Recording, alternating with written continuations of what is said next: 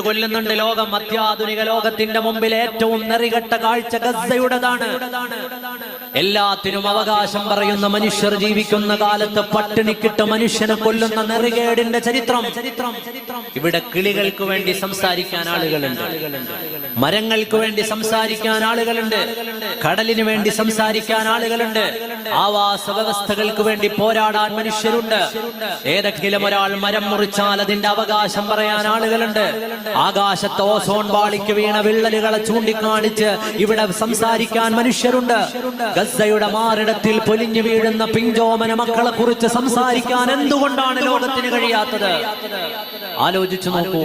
പാവങ്ങളായ പിഞ്ചോമന മക്കളെ പട്ടിണിക്കിട്ടുകൊല്ല ഇത്ര വലിയൊരു നരഹത്യയെ എങ്ങനെയാണ് നമുക്ക്?